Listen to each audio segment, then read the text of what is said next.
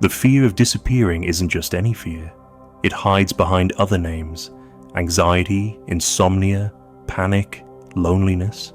But deep down, it's always the same fear. The fear of no longer being who you think you are. It's not the body that fears, nor the soul that screams. It's the ego, the character, the voice inside the mind that narrates, comments, compares, and protects itself. When that voice feels it might go silent, it reacts with desperation. And this reaction is what many call the fear of death. But what's dying there is merely an illusion. Ego death. That's the key word that defines this breaking point. But unlike what you might imagine, it's not a tragic end. It's the end of a cycle of inner deception. When everything you believed about yourself begins to crumble, it doesn't mean something bad is happening.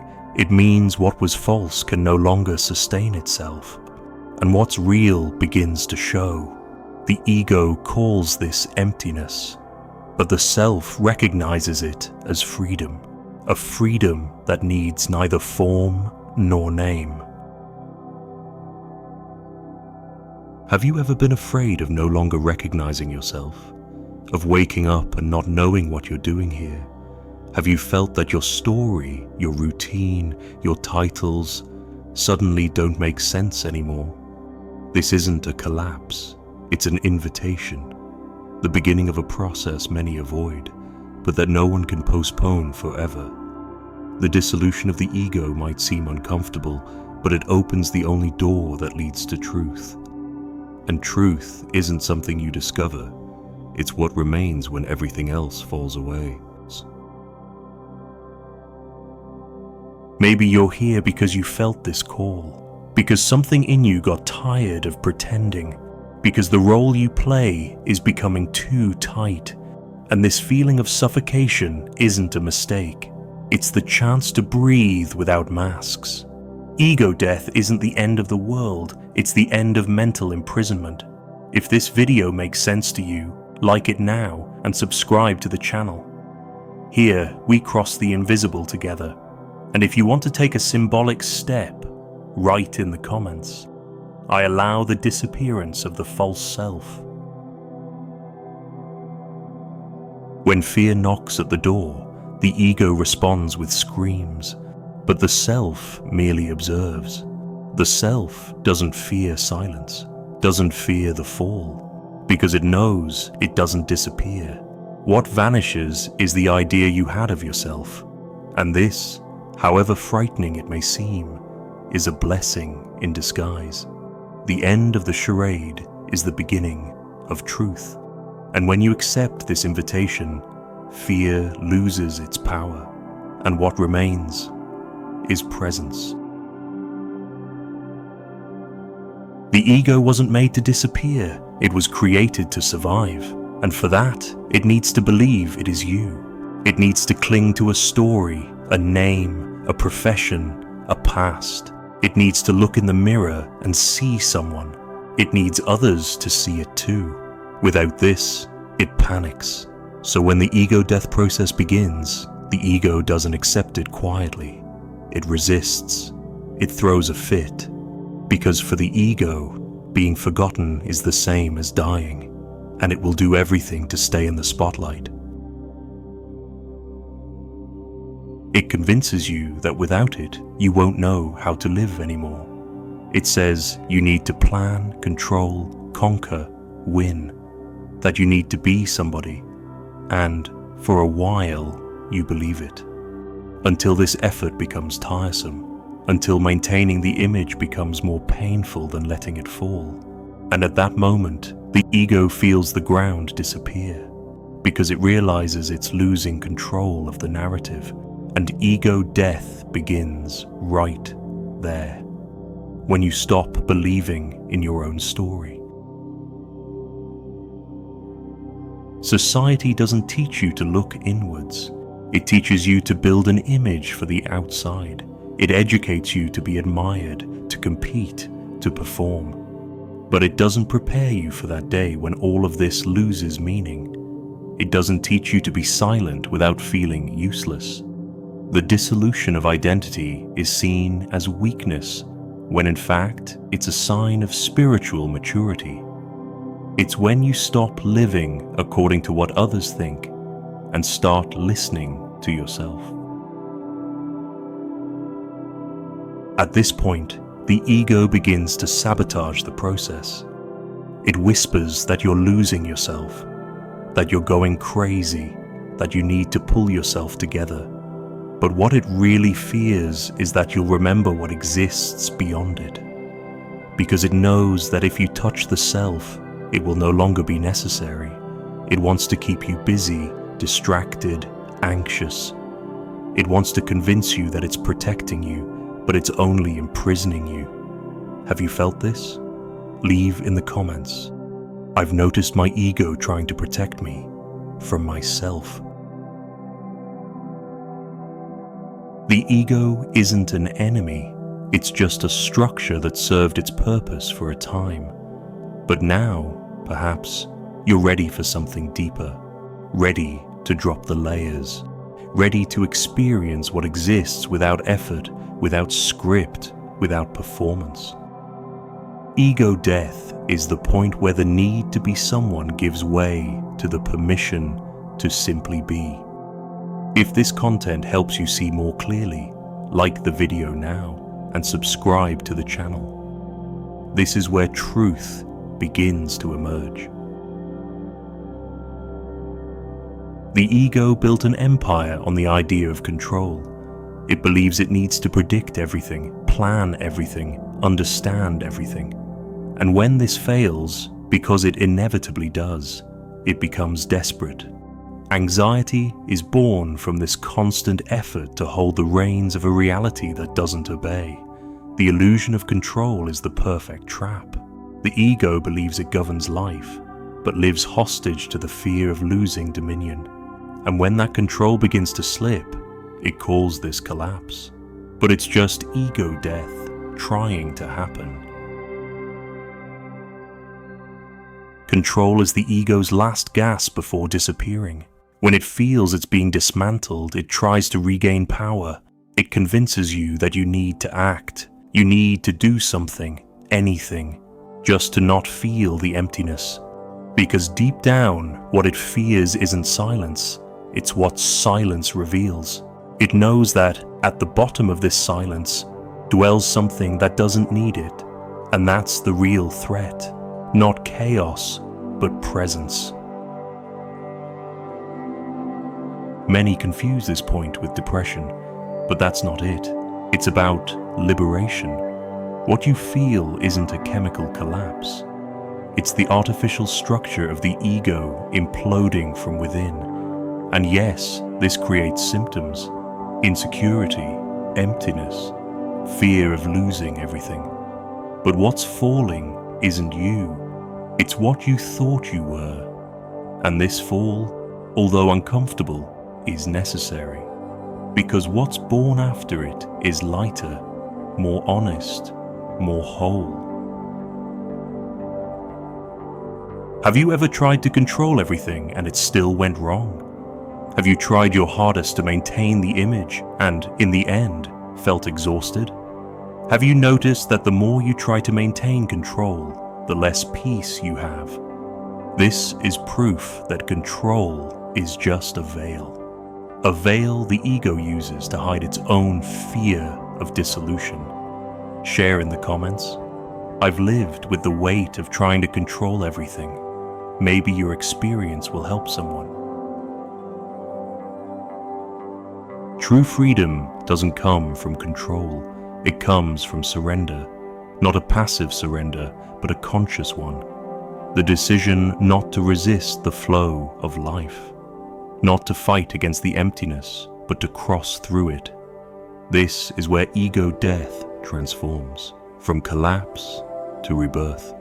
If you feel this message is opening something in you, like the video now, subscribe to continue on this journey, because together we're learning to walk without the armor we were taught to wear. There comes a moment when the I that you've been sustaining begins to crumble, not from lack of strength, but from excess falsity. Something inside begins to fall apart, and you don't understand why. You feel an emptiness, a loss of meaning, an uncomfortable silence. And at this moment, the ego collapses. It tries to rebuild old thoughts, old habits, old certainties, but nothing works anymore. You look in the mirror and don't recognize yourself. And this is frightening. But this sensation is the portal of ego death opening. For years you identified with ideas, your name, your social role, your beliefs. But when all of this loses its power, what remains? The ego will say, nothing, but the self whispers, everything. The collapse of identity is, in truth, the fall of the shell. And although the ego sees this as an end, the self sees it as liberation. It's when certainties turn to dust, and instead of despair, peace may arise. Not a peace that comes from control, but from surrender. Many seek to escape this point.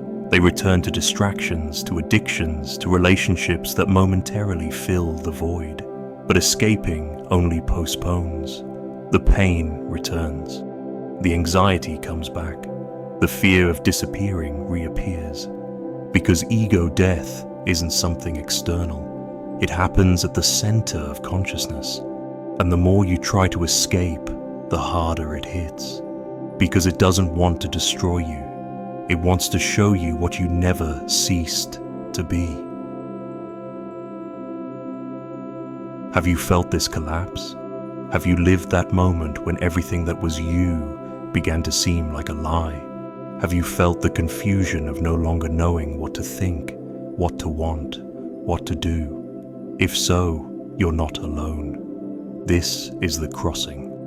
Write in the comments, I'm crossing the collapse of the ego. Your sharing might be a beacon for others who are also at the edge of the same abyss.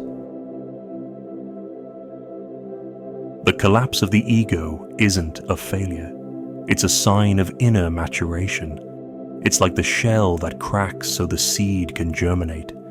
What's falling is the excess, the mask, the performance. And in its place, the self begins to breathe.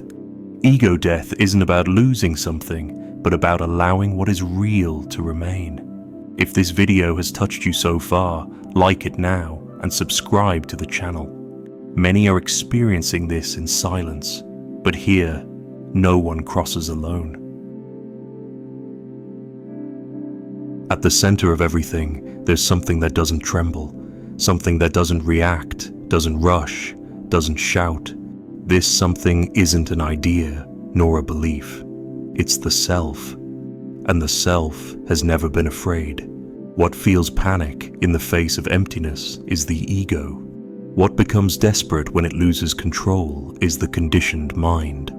But the self merely observes. It was already there before the stories began, and it will be there when they're all forgotten. In ego death, the self doesn't die, it emerges. It's hard to recognize it at first because it has no form, no past, no name. It's not in a hurry. It doesn't want to be important. And perhaps that's why the ego despises it so much.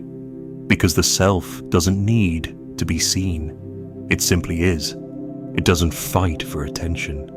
It doesn't compete. It doesn't perform. And yet, its presence transforms everything.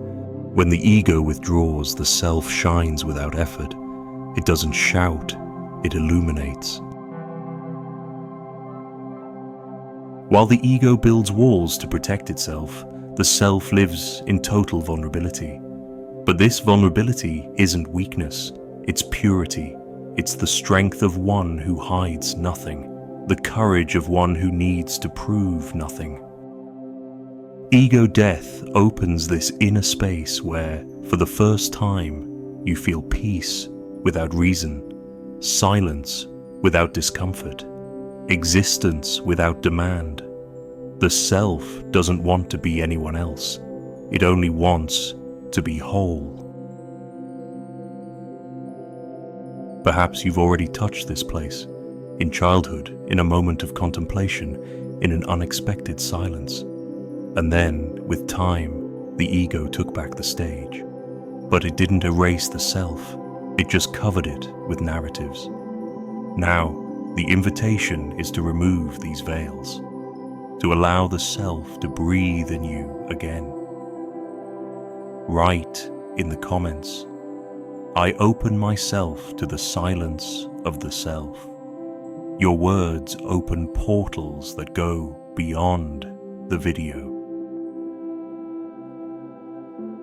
The self has never been afraid of disappearing because it knows it cannot disappear. The fear of vanishing belongs to the ego, not to real consciousness. What you feel as collapse is merely the end of a theatre, and what's born from this end is more true than anything ever said about you. If this truth is making sense, like the video now and subscribe.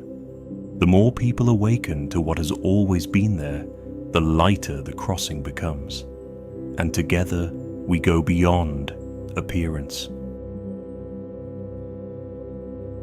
The world around you doesn't function based on truth.